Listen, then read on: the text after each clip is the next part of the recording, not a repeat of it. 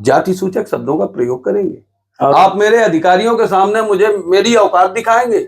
आरोप ये भी लगाया गया कि आप एक जाति विशेष ब्राह्मणों के विरोधी हैं। ये सोचने का विषय है। इस आरोप को मैं आपके माध्यम से भी लोगों से कहना चाहता हूं, चाहे वो हमारे समर्थक कुछ लोग हों या हमारी समाज से कुछ लोग हों या उनके यहाँ कुछ भी हो, इसको उस मामले में नहीं देखा जाना चाहिए। मेरी एक व्यक्ति, मैं बार बार कह रहा हूं, एक व्यक्ति, कई बार नाम ले चुका मैं पहली प्रेस कॉन्फ्रेंस में, मैं दूसरे व्यक्ति का नाम भी नहीं ले रहा हूं, आपके माध्यम से यह भी बताऊं। दूसरे व्यक्ति का सिर्फ अपराध यही है कि उसने मेरे कर्मचारी को पकड़ के जकड़ के रखा। एक व्यक्ति जिसका नाम लिया है मैंने, वो मुझे व्यक्तिगत गालियां दे रहा है, जाति सूचक गालियां दे रहा है, और ये अपमान मैंने तीसरी बार सहा है, 2 बार मैं नहीं बोला।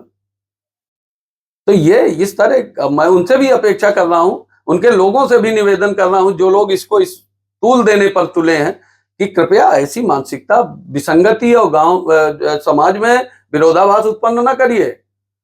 ब्राह्मण पूज्य देवता हैं, हम उनकी पूजा करते हैं। आज भी हमारे माँ बाप ने सिखाया है, उम्र में छोटे हो तो भी उनका आशीर्वाद लीजिए।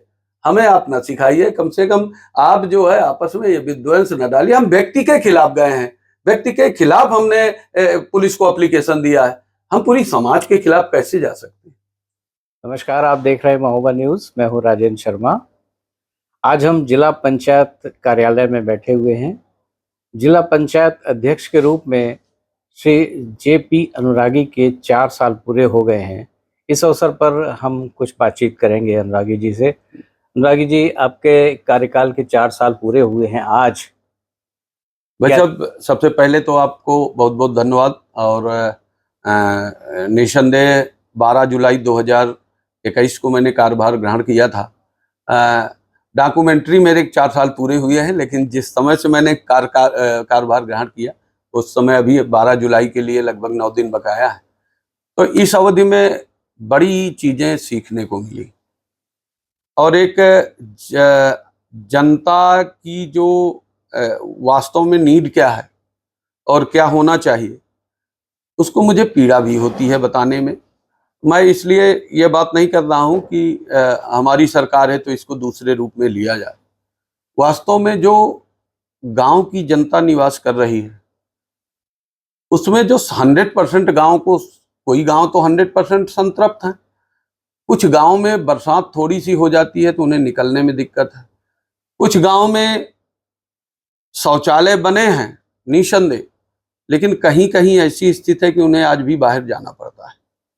और जब बरसात होती है, जब ऐसी व्यवस्था होती है उन गलियों की, जिनमें हम भी नहीं आज तक पहुंच पाए, कई गलियों का निर्माण, कई रोडों का निर्माण हम लोगों ने जिला पंचायत के माध्यम से कराया है। और मेरा इन 4 साल में सबसे ज्यादा फोकस ऐसी जगह पर ही रहा है। मेरे जिला पंचायत सदस्य आज यही सभी मौजूद हैं, आप किसी से पूछ लीजिए। आज भी मैं जिला पंचायत सदस्यों को सदैव ये कहा हूं कि ज्यादातर जिला पंचायतों में देखा गया है, चूंकि नेता लोग रहते हैं, जो जिला पंचायत सदस्य हैं वो अपने आप में बड़ा नेता है। तो होता क्या रहा है, और होता रहा है, मैं दावे के साथ कह रहा हूं, कि अपने खेत में फार्म हाउस के लिए सड़क बनवा लिए, लेकिन गरीब व्यक्ति के लिए सड़क नहीं बनवाया। मैं इन चीजों से अपने सभी जिला पंचायतों से कहा कि आप इन चीजों से बचिएगा।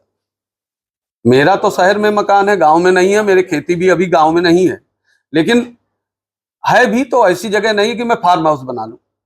लेकिन निश्चित तौर पर यह बात कि आप फार्म हाउस के लिए आप रोड बना लिए, आप फार्म हाउस के लिए टीन शेड लगवा लिए, लाइट लगवा लिए, लेकिन गांव की वो जनता जो वास्तव में जिसको नीड है, वहां आप जनप्रतिनिधि हैं, पहले वो दायित्व तो आपका बनता है। तो इसके लिए मैं जिला पंचायत सदस्यों से बार बार ये कहता रहा हूँ, और मैंने काफी काम जिला पंचायत के माध्यम से, मैं अध्यक्ष हूँ चूंकि, एक उसका निर्वहन कर रहा हूँ अपने पद का। मुझे खुशी होती है कि काफी काम हम लोगों ने कराया, और लगभग अभी तक यदि 25 करोड़ रुपए मिनिमम बजट भी आप जोड़े तो लगभग 100 करोड़ 125 करोड़ का काम हम लोग करा लिए हैं। और हमारा काम जो है वो धरातल पर दिखाई देने वाला काम। अब एक विकास के साथ साथ आजकल सोशल साइट पर, मीडिया में आप बहुत छाए हुए हैं जी। कारण आपको पता ही है कि जो जिला पंचायत की नीलामी हुई है उसमें बहुत सारे चर्चाओं में रही ये बात। तो ऐसे क्या कारण रहे कि ये मामला इतना विवाद में आ गया? जी जी। मैं आपको ये आपने बड़ा अच्छा प्रश्न पूछा, और इसी के परिप्रेक्ष्य में आज दिनांक 3 जुलाई को मैंने अपना जिला पंचायत में एक प्रेस कॉन्फ्रेंस भी आयोजित की थी। सम्मानित पत्रकार बंधु भी आए थे। चूंकि ये पूरे उत्तर प्रदेश के समस्त जिला पंचायतों में इस बार की खनिज परिवहन शुल्क की नीलामी में पूरे उत्तर प्रदेश के 75 जिले में मुझे लग रहा है कल की डेट तक हमारे 4 जनपदों में खनिज परिवहन शुल्क की नीलामी हो पाई। शेष 71 जनपदों में आज भी नहीं हो पाई। इसका क्या कारण है? एक तो ये डिस्प्यूट था, 13/1/25 को सरकार ने निर्णय लिया था कि इस बार की नीलामी जो होगी वो ई ऑक्शन के माध्यम से होगी। इसको समस्त जिला पंचायतों ने अपने कार्य अधिकार में हस्तक्षेप माना। हाई कोर्ट माननीय न्यायालय की शरण में गए। वहां से डिस्प्यूट चलते चलते 5वीं बार हम टेंडर कर पाए भाई साहब। 4 बार हमारा टेंडर निरस्त हुआ। इन 4 बार में हमें तमाम तरह की परेशानी का सामना झेलना पड़ा। इवन अभी 28 जून को एक यहाँ वाकया भी हो गया, एक घटना भी घट गई, वो सब आप जानते हैं। उस संदर्भ में मैं नहीं जाना चाहता। लेकिन इस अवधि में जो हम लोग ये पिछले 4-6 महीने से अभी तक हम ट्रबल किए, जिला पंचायतें ट्रबल की, वो केवल महोबा जनपद का मामला नहीं, सभी जनपद में ऐसी स्थिति है और हर जगह ये डिस्प्यूटेड है। था, अब तो सरकार की नीति है कि आप टेंडर करिए, और माननीय न्यायालय में अब भी विचाराधीन है ये मामला। लेकिन सरकार के आदेश से हमने टेंडर प्रक्रिया कल पूर्ण कर ली है। इस अवधि में तमाम तरह के वो तो लगेंगे ही कि आप, चूंकि सरकार का एक आदेश था, एक लेटर आया था 23-24 उसमें जून में, मार्च में, कि यदि समय से टेंडर ना हो तो जो पुराना ठेकेदार आपका 2024-25 में खनन की तहबाजारी का था, उसके माध्यम से आप 15% बढ़ा के आपके राजस्व का नुकसान ना हो, उसी के द्वारा आप खनन परिवहन शुल्क की वसूली कराइए। अब इसमें जो लोगों ने सोचा, और लोगों का काम तो है कहना, वो तो आप जान ही रहे हैं, उन्होंने सोचा कि जिला पंचायत अध्यक्ष ने अपने मनचाहे ठेकेदार को खनन परिवहन शुल्क की वसूली की जिम्मेदारी दी गई। उन्हें नहीं पता है, और मैं आपको अभी वो लेटर भी दिखा रहा हूं, जिसके माध्यम से सरकार के आदेश से ही खनन परिवहन शुल्क की नीलामी की जो वसूली है वो 7 जुलाई तक, 6 जुलाई तक यहाँ महोबा जनपद में चलेगी। क्योंकि ये जो अब कल हमारी नीलामी प्रक्रिया हुई है, ये 7 जुलाई से 31 मार्च 2026 तक है। तो इसमें जब अभी ये न्यायालय में विचाराधीन है, और हो सकता है कि न्यायालय इसमें कोई ऐसा आदेश पारित कर दे, कोई आपको टेंडर पुनः निरस्त करना पड़ जाए, इसके लिए क्या आप न्यायालय को सूचित करेंगे या सरकार इसमें देखेगी? हम लोगों ने सरकार से, शासन से, अपने पंचायती राज विभाग से ये मार्गदर्शन मांगा था कि हमें इसमें क्या करना चाहिए। मार्गदर्शन के आधार पर जब वहाँ से पंचायती राज विभाग से आया कि नहीं आपको टेंडर करना है, तो उसी के क्रम में, उन्हीं के आदेश से हमने टेंडर किया है। माननीय न्यायालय का जो निर्णय है, अंतिम निर्णय आना है या जो भी है, वो हमारी सरकार वहाँ माननीय न्यायालय में जाकर अपना जवाब प्रस्तुत कर रही है। हम लोग तो शासन के निर्णय के क्रम में ही, शासन के आदेश के क्रम में ही यहाँ टेंडर किया। ई टेंडरिंग की है आपने? ई ऑप्शन किया है। अध्यक्ष जी, 13,11,57,000 13,57,000 की जो है बेस पर थी है। जी जी। उसके अगेंस्ट में आपने लगभग 25 करोड़ रुपया अर्जित किया। जी जी। तो कहाँ खर्च करेंगे इतना पैसा? देखिए, पूरे साल का जो 25-26 का हमारा बजट था खनन परिवहन शुल्क का, वो 17,79,00,000 का था। इन 3 महीनों में लगभग चला, अप्रैल, मई, जून, 3 महीनों में उसकी रकम जो 17,89,00,000 रुपए थी, वो घट के आ गई 13,13,57,000 रुपए में। वो बेस प्राइस हमारा शेष 9 महीने के लिए टेंडर की धनराशि। मैं सभी को, आप सभी के माध्यम से, इतनी धनराशि लगभग 12,13,00,000 रुपए की धनराशि अधिक प्राप्त हुई है। निसंदेह इससे जिला पंचायत क्षेत्रों में विकास के लिए धन की कमी रहती है। सदैव आपकी इच्छा रहती है कि और कुछ किया जाए, और कुछ किया जाए। तो 12.5 करोड़ की धनराशि अपने आप में बहुत धनराशि है। इसके माध्यम से हम लोग महोबा जनपद के विभिन्न क्षेत्रों में, विभिन्न गाँव में, विभिन्न जिला पंचायत क्षेत्रों में और विकास करने का एक प्रयास करेंगे। तो मुझे लग रहा है कि यहाँ इस विकास से आगे की गति बढ़ेगी और हमें विकास के कार्य को आगे ले जाने में मदद मिलेगी। इस ऑप्शन में आपके ऊपर कुछ आरोप भी लगे हैं कि आपने बॉसिज्म करके और ज़बरदस्ती कुछ लोगों को रोका और कुछ किसी एक्ट का भी दुरुपयोग किया। जी जी। तो इसके बारे में क्या कहना चाहेंगे? ऐसा है भाई साहब, ये ऑनलाइन प्रक्रिया होती है टेंडर की। जो लोग नहीं जानते वो तो कुछ भी कह सकते हैं।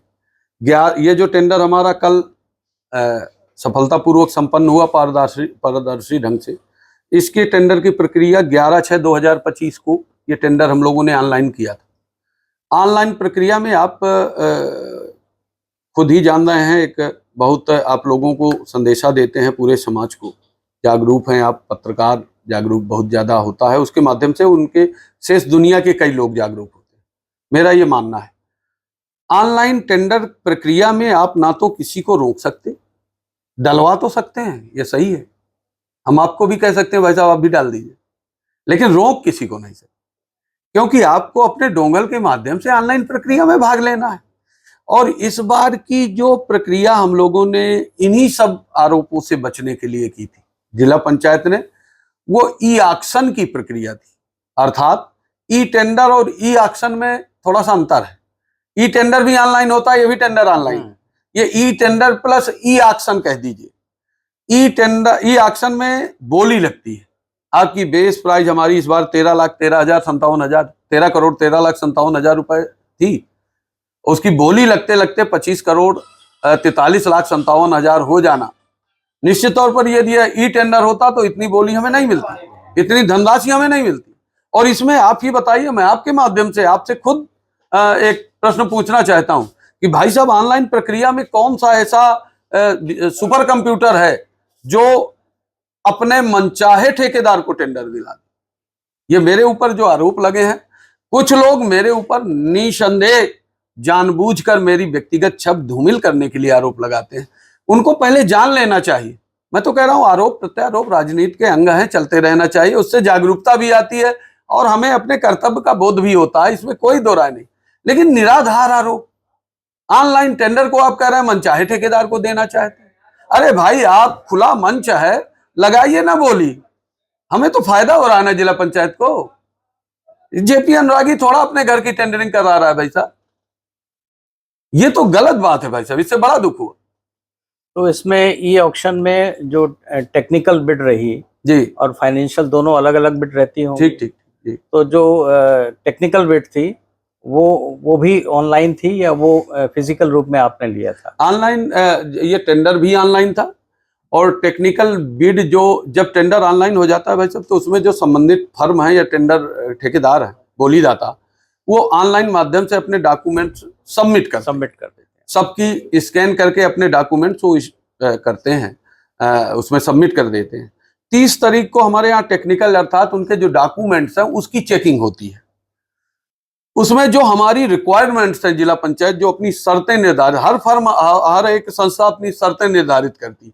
वो इसलिए करती है कि यदि हम आपको 13 करोड़ का टेंडर दे रहे हैं तो आपकी जमानत धनराशि तो हमारे यहाँ भी होनी चाहिए। बिल्कुल। आप 1 महीने वसूले भग गए तब, तो हर एक शर्त हम लोग निर्धारित करते हैं जिला पंचायत के हित को देखते हुए। हम लोगों ने इसके परिप्रेक्ष्य में, जब इन लोगों ने टेंडर ऑनलाइन किया, संबंधित फर्म में संबंधित ठेकेदार ने, तो उनसे कहा हमने कि जो आपने कागज वहां ऑनलाइन जमा किए हैं उसको ऑफलाइन भी दिखाइए, हम लोग देखेंगे वास्तविक है कि नहीं है। और उसी वास्तविक देख के चक्कर में ही लोगों ने इस टेंडर को जानबूझकर अपने व्यक्तिगत स्वार्थ के लिए, मुझे बदनाम करने के लिए, जिला पंचायत में हमला करने के लिए इस तरह का सुनियोजित चक्र रचा।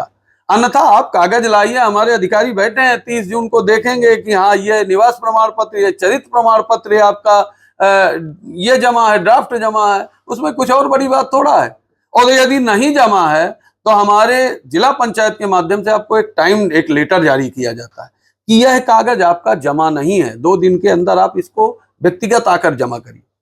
यह भी बात आपको बता दूं भाई साहब, आपके जेहन में भी यह डाल दूं कि इस बार के टेंडर में 7 टेंडर दाताओं ने हमारे यहाँ बोली लगाई, 7 टेंडर दाताओं ने अपने आवेदन किए थे।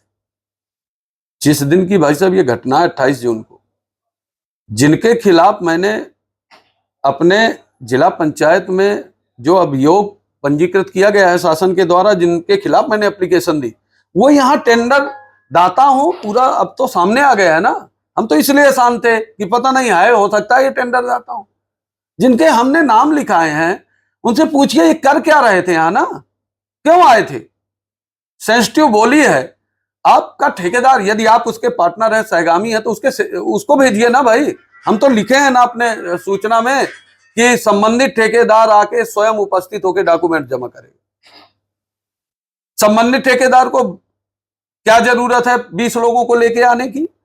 क्या इतना भारी था वो ऑफलाइन कागज?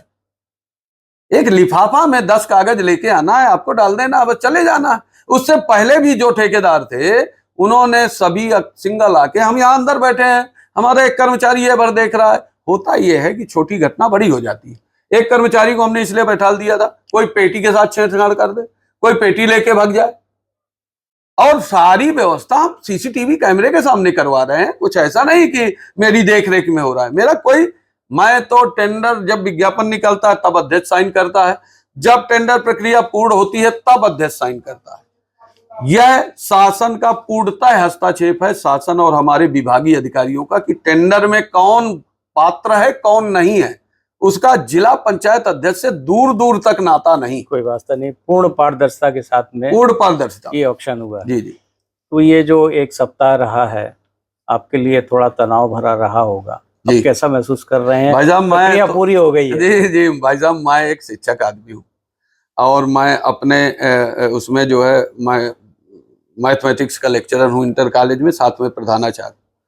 मैं अपने उस कार्य को बहुत महत्वपूर्ण मानता हूँ भाई साहब, और उस कार्य में टीचर के यदि दिमाग में एक भी टेंशन या एक भी तनाव होता है तो टीचर अपना 100% किसी को नहीं दे सकता। मैं इस अवधि में, देखिए जिला पंचायतों में सदैव विवाद की स्थिति है, ऐसा आप 4 वर्षों में पहली बार सुन रहे हो।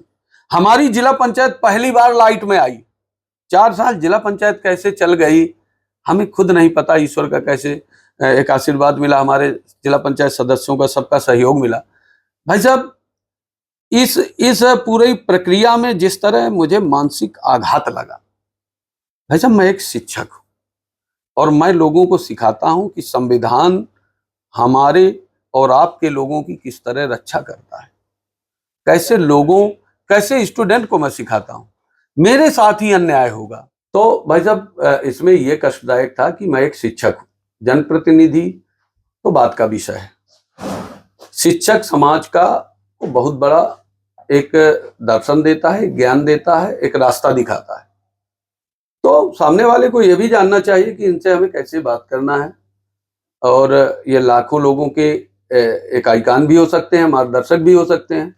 हमारे इस अवधि में जब ये घटना घटी और एक दिन मीडिया में चला कि वो मेरा एक कार्यकर्ता के साथ एक ऑडियो वॉइस रिलीज हो गया सोशल मीडिया पर, उसमें दुख के साथ कहना पड़ रहा है कि बिना पूरी जानकारी सुने लोगों ने लिखा कि जिला पंचायत अध्यक्ष ने लिया यू टर्न। मेरे छात्रों का, मेरे जो शिष्यों का एक फोन आया कि गुरुजी आप भी पीछे हट गए। अब आप हमें कहते हैं कि बेटा संविधान हमें बहुत बड़ा दर्जा दिया है, पूरी रक्षा आपकी करता है, आप ही कुछ पीछे हट गए। मुझे बड़ी पीड़ा हुई। तो ये ना सोचिए कि आप किसी कार्य के लिए यदि आगे बढ़िए आपके साथ उत्पीड़न है। ये मेरा व्यक्तिगत कोई रिलेशन क्या है, मैं तो दूर दूर तक उन लोगों से परिचित नहीं हूं भाई। आप हमारे कर्मचारी को यहाँ आके मारेंगे, आप मुझे इस सीट पे बैठने के बाद भी सम्मान ना दीजिए ना, आप कम से कम गालियां तो ना दीजिए। अब 1 साल जो आपका बचा है इसमें क्या प्राथमिकताएं हैं आपकी? मन में इच्छा तो बहुत कुछ करने की। एक बड़ी इच्छा है कि गांव में लाइब्रेरी खोली जाए। किस गांव में खोलना चाह रहे हैं? एक 2-4 मॉडल गांव ले लें, 14 हमारी जिला पंचायत क्षेत्र है, उनमें से कम 4 में ही खुल जाए। और क्योंकि लाइब्रेरी के माध्यम से हम चाहते हैं कि गांव का बच्चा भी जो किताबों के अभाव में शेष विश्व की जानकारी, भारत की जानकारी से रह जाता है, उसको ऐसी किताबों की उपलब्धता कराई जाए कि उसको जानकारी हो। वो भी जो जानना चाहता है करंट में, अपना ज्ञान बढ़ाना चाहता है, उसके माध्यम से हो जाए। साथ ही यह भी चाहते हैं कि शौचालय की व्यवस्था जिला पंचायत के माध्यम से भी कराई जाए। उसके लिए हमने एस्टीमेट बनवाया है। और ये आपको बता दूं कि ये टीन शेड लगवाने का कार्य लोग चाहे जिस रूप में ले, मैंने जहां लगवाए हैं वहां गया हूं, गांव में गया। किसान जो हमारा बरसात के सीजन में सब्जी की दुकान रखे था ना, और भग जाता था उठा के अपना झोला और कपड़े, वो अब टीन शेड के नीचे आराम से व्यापार कर रहा है, बैठा है। लोग जो गांव के आते हैं वो भी इंतजार कर सकते हैं कि बारिश हो चाहे धूप हो, वो आराम कर सकते हैं। ऐसे काम कराए हैं। नाली, रोड और नाला, सड़क निर्माण, tin shed, solar light, solar pump, हमने कई सोलर पंप लगवाए, ओपन जिम भी लगवाई हमने। इस तरह से ये कार्य कर रहे हैं। कुछ नवीन कार्य करने की अंतिम साल में इच्छा है, और आप सबका आशीर्वाद रहेगा तो निश्चित तौर पर वो मैं करके अपनी इच्छा और जनता के हित में ये करने का प्रयास करूंगा। ये थे जिला पंचायत अध्यक्ष श्री जेपी अनुरागी जी, जिन्होंने इस विवादित प्रकरण में खुल के जवाब दिए एक एक प्रश्न का। अनुरागी जी, हमसे बात करने के लिए बहुत धन्यवाद। भाई साहब, आपका ऐसे ही और बहुत शुभकामनाएं आपको। आपका शेष समय बहुत अच्छा गुजरे। जी जी जी भाई साहब, आपका बहुत बहुत, आपके माध्यम से सभी को बहुत बहुत धन्यवाद। आपका भी बहुत बहुत धन्यवाद भाई साहब। आप देखते रहिए महोबा न्यूज।